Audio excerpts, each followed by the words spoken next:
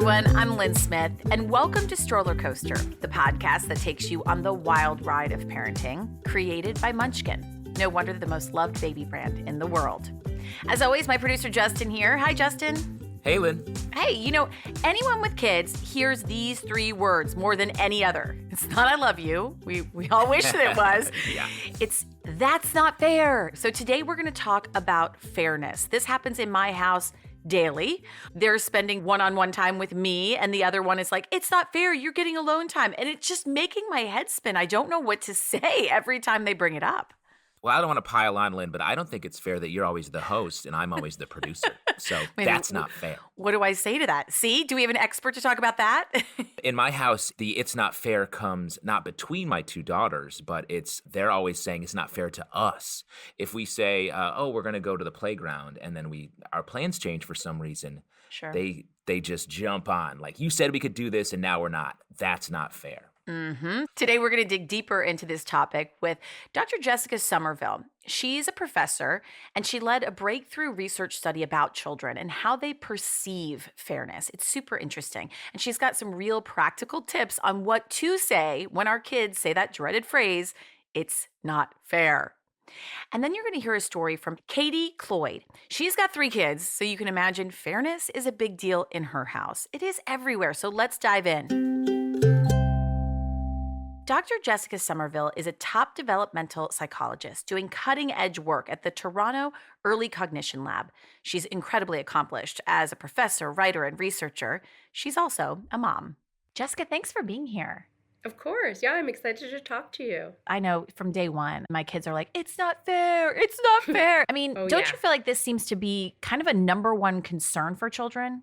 Yeah, it's definitely on their minds. Kids use that's not fair in all kinds of different ways. So sometimes it really is an objection to something they don't find fair. Other times it's more along the lines of, I don't like how I'm being treated, or I don't like this particular outcome. So I think step number 1 is kind of diagnosing how are they using this and what does this mean for them. It also gives us like a second to pause and not have the knee-jerk reaction of saying, well, too bad, life isn't fair. What do you want me to do about it, kind of thing. Life isn't fair suggests, well, life isn't positive and you just got to deal with it. It's a negative phrase. And not only that, but I also feel like it robs children of their agency. It suggests to them, well, you just have to put up with this. How young can you be having the discussion about fairness? I know you actually have done some research on this that really surprised me. In some of our earliest research on this topic, we looked at really young kids just at the beginning of the second year of life who are maybe just producing their first word, understanding some language, but not sophisticated conversationalists. And we looked at whether they might notice situations of basic unfairness and really simple interactions. We did things like show toddlers situations where someone might have a bowl of cookies or a pitcher of milk, and they would distribute the cookies or pour the milk to 2 recipients. And in some cases, they would do it fairly, equally, right? Give 2 cookies to each recipient. And in some cases, they would do it unfairly. They give more to one than the other. And what we found is that even kids as young as 15 months of age were noticing when there was unfairness, when one person got more than the other. Sort of a human instinct rather than a learned skill. Right. And sometimes kids are objecting to unfairness in the world that is more systemic or structural. Kids say, why does it have to be that way, right? Why can't we change it? But sometimes it becomes a good reminder for the fact that, like, oh, wait a minute, maybe we should be trying to change it if we can. And part of me loves the fact when they stand up for themselves and say, this isn't fair. It's an assertive personality trait that I appreciate. When your child is saying that that's not fair, part of what they're doing is standing up for their self-interest. If they go and get their first job and find out they're making $1 less than their colleague, it's actually really useful for them to be able to say, hey, that's not fair. I love that. Such a good point. Let's take another scenario. We set a rule and the kid feels that that rule is unfair, slams the door, screams it's not fair. What do you do? Wait for a moment, like catch your breath, right? Recognize that when things are in the heat of the moment, sometimes that's not the best time to have a conversation. And then when things have settled down a little bit, trying to broach the conversation again, starting with what feels unfair to you. Tell me about your experience, like what is going on for you about this.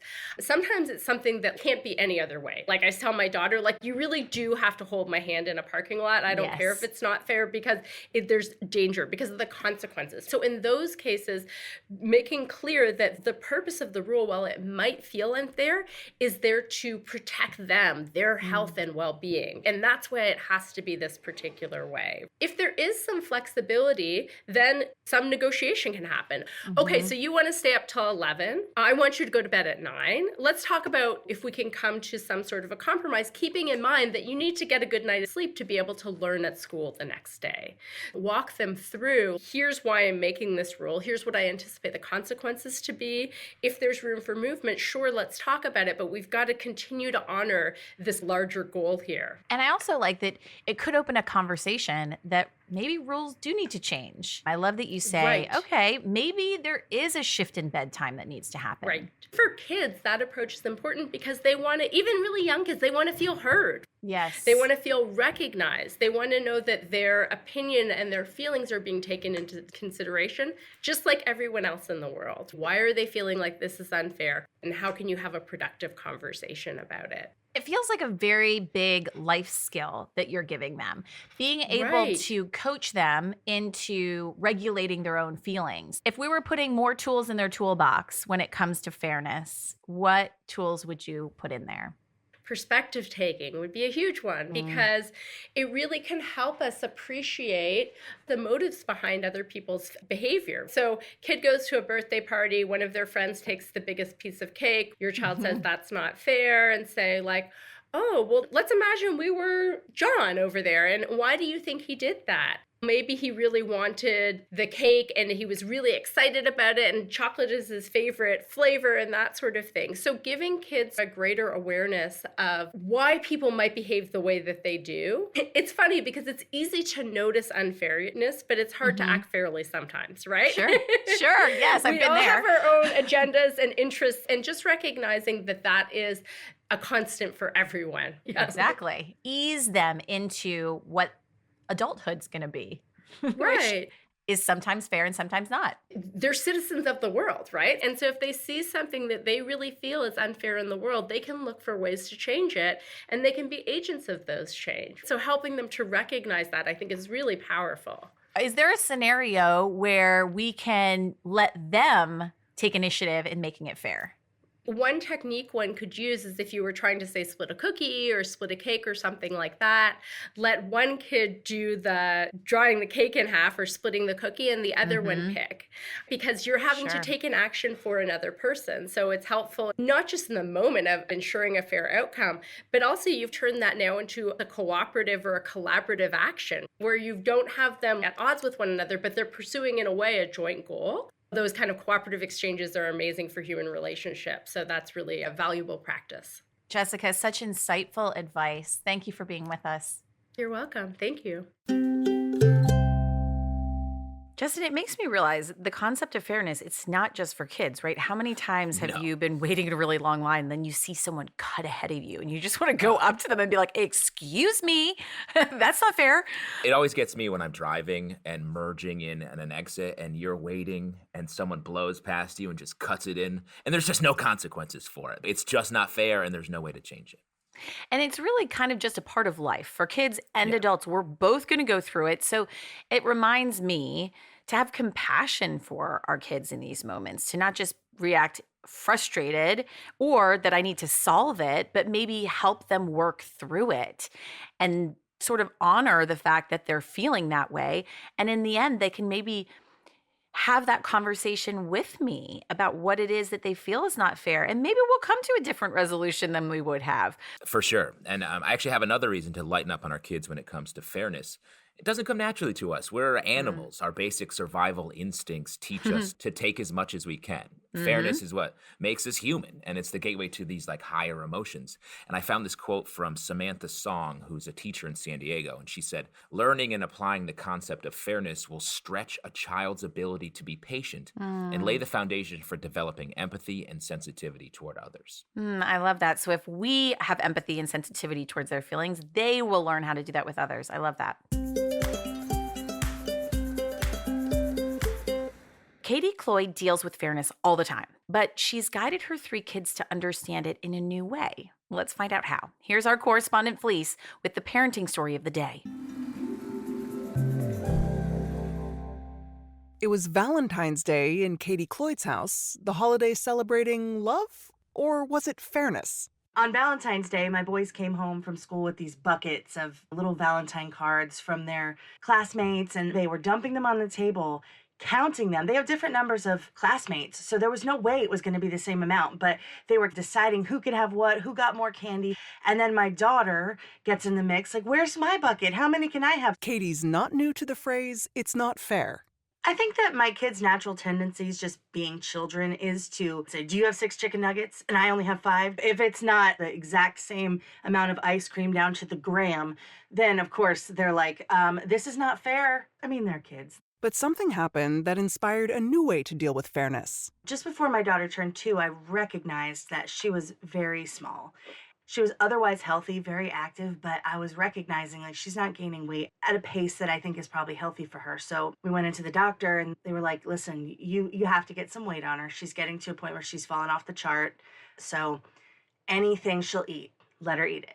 I didn't explain it to my kids at first because I didn't really think that they would notice. She was sort of still the baby. But it became apparent after a couple of days, her crackers have Nutella on them and theirs are just crackers. So they started to be like, hey, I want that plate. I want the pink plate. I want hers. How would she handle it? She didn't answer with the pretty common response, life's not fair. I don't think they have to learn that life's not fair, because I think they're going to grow up and generally make sure that most of the things in their life feel fair to them, feel equal, feel equitable, feel like it's meeting the need that they have. She also didn't answer with another popular response, because I said so. I don't because I said so my children, because it's not going to teach them anything. I mean, of course, like the 14th time I ask you to put your shoes on, you just have to do it because I told you to put your shoes on. But the first time, if you had said, why do I need to put my shoes on? I would have said, because we're going to the grocery store, or because we're going to lunch with your grandfather, or wherever the case may be. If you're a little bit reasonable, you're going to get an explanation. And that's what she did. She explained. At first I was like, listen, guys, she just has to eat different than you. They didn't really understand it. So I had to sit them down and explain there are certain milestones the doctors want your sister to hit, and they want you to hit them as well. You guys are hitting them naturally. You're eating plenty of food to keep your body strong and healthy, but Amelia's not very hungry. So she needs some help. So what the doctor did was gave her almost like a prescription to eat more food. So now we all need to work together to get her to eat more. The doctor wanted to see some progress. They had a deadline of 3 months. So then it became a game. And sometimes they use it to their advantage. Sometimes my oldest son would be like, Mom, you know what I think Amelia would love right now? A donut. But for the most part, we all just worked together to try to get that baby to eat. Within those 3 months, my boys just became her biggest cheerleader.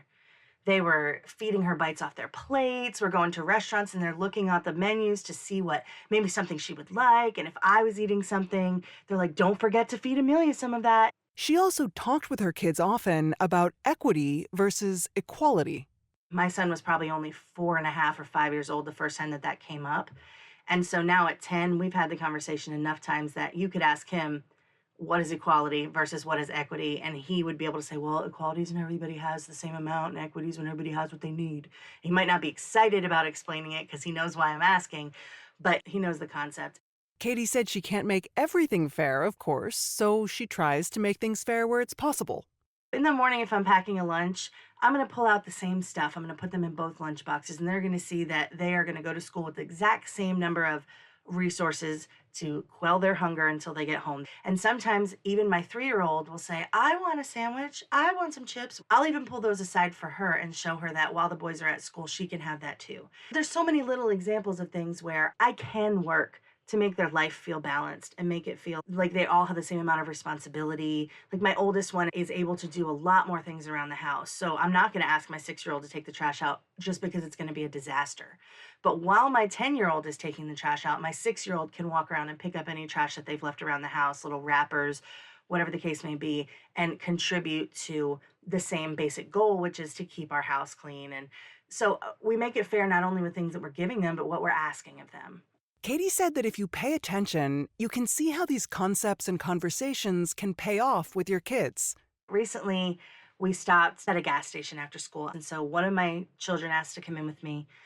And we ran into the store and he asked for this package of candy. I said, sure. And I was preparing myself to get into the car and say, don't eat that till we get home. And I was thinking, well, the other kids will have snacks available to them at that point. But I forgot to even say it. As we're driving home, I look in the rearview mirror, and without any prompting, he has taken the candy inside, split it into 3 even portions, and handed some to his brother and some to his sister. And they're all sitting back happily munching. And I realized at that moment when he said, "Can I have this?" his intention was never to eat that whole package. His thought was, if mom buys this for me, then we all have a treat. His intention right away was to share and to make things fair. And I just felt so proud of him at that moment because I thought he doesn't feel so connected to those candies that he'd rather hoard them for himself and watch his siblings be upset. He feels so connected to his siblings that he wanted to provide a treat and a happy moment for all 3 of them together. And that happy moment is what we strive for as grown-ups. So I think as an adult, we don't want to see injustice either. We don't want to feel like we're being treated unfairly. I work hard to make sure that my life feels fair to me, that I'm getting the things that I need and some of the things that I want. I think that as an adult, we realize we don't have to accept things that don't feel fair. We don't have to just allow somebody to mistreat us or speak to us disrespectfully without standing up for ourselves. Even things like if I get snappy with my kids and they snap back at me, I really feel as a parent that I can't go, "You're going to talk to me with respect." Well, because I didn't model that behavior. That wasn't fair. So I try to make sure that I'm like, okay, you're not just my child. You are another member of this household. And so if I'm treating you unfairly, you tell me. You tell me that it's not fair. And I can't just always bristle at that. I can't always go, well, life's not fair. That's not a realistic way to treat my children either, because when they are not here in my home and somebody speaks to them, comes at them sideways, I want them to say, "Excuse me, that's not fair." I want them to learn to advocate for themselves and create their own sense of fairness and equality in their life. And I have to start that here. Everything doesn't have to be exactly equal, but as long as everybody's needs are being met and everybody is happy and thriving and growing and moving toward their next goal, then everything around here is fair. Having the conversation is just as important as having the concept in your head or your heart as a parent. This is such an important perspective because she explained to her boys why there was a difference with her sister. What I love about the story is like taking the time to really explain it brings them into the fairness, and then they can sort of take part in it. Well, it's not fair that we're out of time. I wish we had more to talk about it, but that's the show. Thank you, Dr. Jessica Somerville, Katie Cloyd, and as always, thank you for listening. If you enjoyed this episode, share it with your friends, share it with your play group. And thank you to Munchkin. No wonder they're the most loved baby brand in the world. You can find all your favorite Munchkin products at Walmart. At StrollerCoaster, we're all about community. So if you have a question or a topic, we love to hear from you. Don't hesitate to reach out to us at podcast@munchkin.com. Lynn, we've got big news about StoryTime, our podcast that's for kids and parents that features improv actors doing our version of classic kids stories. We just released a brand new episode. It's our take on The Tortoise and the Hare. It's called The Turtle and the Rabbit, just a little update. And it answers the question, what happens when a rabbit can't stop looking at his phone? Spoiler, he loses. Here's a clip. Once upon a time, there was a rabbit Hey! who wasn't very nice. I don't like sharing. I knock over sandcastles. I leave blocks out for parents to step on. Oh, that hurts. All right, spoiler alert taken. Justin, where can we find it? It's right here in the same feed. It's called StrollerCoaster Storytime. Give it a listen. Before we go, Munchkin invites you to join us in helping make the planet a better place for our kids. Support organizations that protect animals and their natural habitat, like IFAW, the International Fund for Animal Welfare. And now that you're ready to do something for the planet, here's something you can do for yourself. Take a time out. Let's head to one of the world's most magical spots, the Amazon rainforest, home to a vibrantly colorful species of bird, the macaw. These highly intelligent wild birds can live for up to 60 years, and they mate for life. Let's enjoy them in their natural habitat where they belong, under the Amazon's lush green canopy.